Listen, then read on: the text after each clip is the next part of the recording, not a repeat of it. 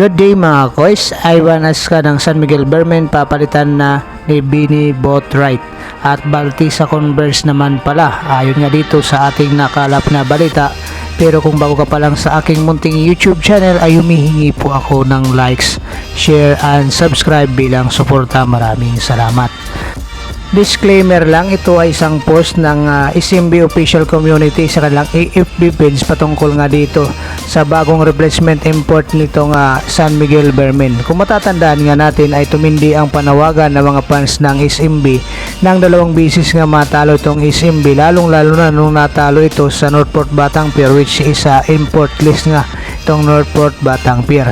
So ngayon nga mga koys, ayon dito nga sa ulat, napapalitan na nga itong si Ivan Aska ng NBA G League player, 6'10" center, 27 years old na si Bini Boatwright dito sa PBE Commissioner's Cup 2023 to 2024 season. So itong si G Abalilla ay sinabi rin niya na nandito na nga sa Pilipinas itong si Boatwright, kung saan ito nga ay dating kakampi na Magnolia Hotshot import ni Krakow Beach University of Southern California sa Division 1 of the US NCAA. At ayon din mismo dito kay Sergi Abalilla, ang team manager ng SMB, ay may kunti pang silang pinaplansya dito sa mga papilis nitong si Boatwright sa kanilang pag-hire. Kaya maaaring maglaro pa nga itong si Ivan Aska ng isang bisis dito sa SMB kung hindi pa magiging planchado itong mga papilis ng pag-hire nga nitong SMB dito kay Bini Boatwright bilang replacement import nitong si Ivan Aska. So itong si Bini Boatwright nga ay naglaro ng 31 games sa kanyang last season sa senior sa University of Southern California, kung saan ay nag-average siya dito ng 18.2 points, 6.6 rebounds at saka 2.5 assist per sa kanyang 33.5 minuto na paglalaro. So noong 2019 ay undrafted siya ng NBA, pero kung pinapirma naman siya ng Memphis Grizzlies noong sumunod na taon bilang free agent, at saka nakapaglaro din siya para sa Indiana Pacers sa NBA G League din ito mga koys. Noong naglalaro itong si Bini Boatwright sa kanyang collegiate career sa kanyang kupunan na Trojans, siya ay nangunguna sa 3-point field goal percentage, kung saan nga ay nag-average siya dito ng 3 point per game. So ganun kataas nga mga koys bilang sentro nga, mayroon tira ito sa labas itong si Bini Boatwright, which is maganda nga ito bilang import, lalong lalo na malaki nga ang inaasahan ng San Miguel Bermen kahit sinong import nila, lalong lalo na ngayon na itong San Miguel Bermen ay nangangapa dito sa PBA Commissioner's Cup dahil sa mga injury nga ng kanilang mga main guy at saka go-to guy dito sa PBA. So asahan natin na itong si Bini Boatwright ay maglalaro nga dito sa PBA kung sakasakaling magiging planchado na lahat ng mga papilis niya ng SMB, ay baka dito nga ang maging debut games niya kalaban itong Barangay Ginebra San Miguel sa Friday. Pero kung hindi pa ito maayos, itong si Ivan Aska hindi pa pauwiin ng SMB at maglalaro pa. So dito naman tayo mga koys sa pangalawang updates nga natin patungkol naman dito kay Justin Baltasar, dahil sa unang mga balita nga sinasabi niya wala siyang interest na pumasok sa PBA.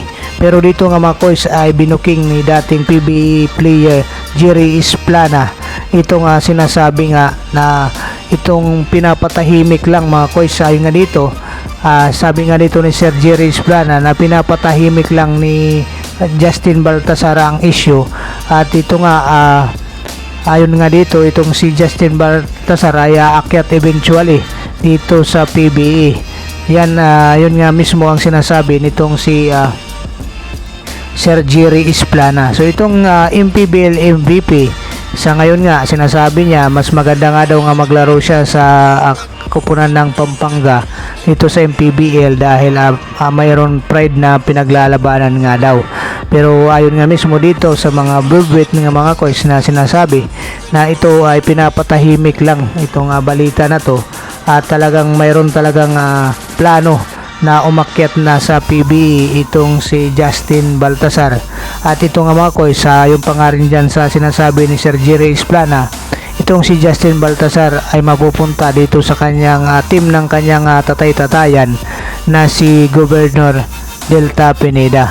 So alam naman natin mga koys na itong tinutukoy dito ay itong Converge Fiber Research dito nga sa PBA, kung sa ngayon nga itong Converge Fiber Research ay nangungulilat dito sa ongoing PBA Commissioners Cup, which is nga mga koys sa ngayon nga sa pagbabalita natin ay nagkaroon na ng panalo itong Converge Fiber Research. So itong Converge Fiber Research, ito nga yung tinatarget na mapuntahan nitong si MPBL MVP Justin Baltasar.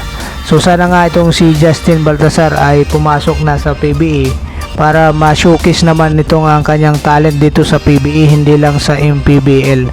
So alam naman natin sa MPBL, dominante nga talaga siya dito ng mga koys. Pero mas masusubukan ang kanyang talento dito sa PBA kung siya nga ay magpapadraft na dito sa kupunan ng Converge Fiber Research dito sa kanyang tatay-tatayan na si Governor Delta Pineda ng Pampanga. So itong si Justin Baltasar, ayon nga dyan sa sinasabi ni Sir Jerry Esplana, ay antabayanan natin mga koy sa susunod na season. Ito yung 49 PBA Rookie Draft season kung magpapat-draft na nga itong si Justin Baltasar dito sa PBA. So antabayan na lang natin mga koy sa mga susunod na balita. So speaking of Converge Fiber Research, Coach Alden Ayo at ang Converge Fiber Research sa wakas ay nanalo na rin dito sa ongoing PBA Commissioners Cup via Terra Firma Jeep sa score na 104-93.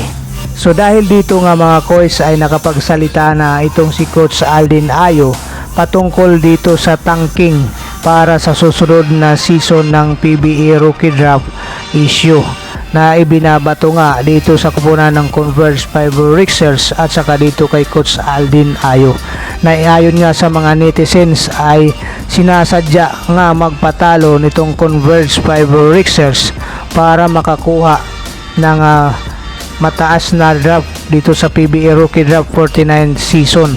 So ito nga sinasabi nga ni Coach Alden Ayo dito nga sa pagkapanalo nila, dahil dito ay nilabas na ni Coach Alden Ayo ang kanyang sama ng loob patungkol nga dito sa issue ng tanking.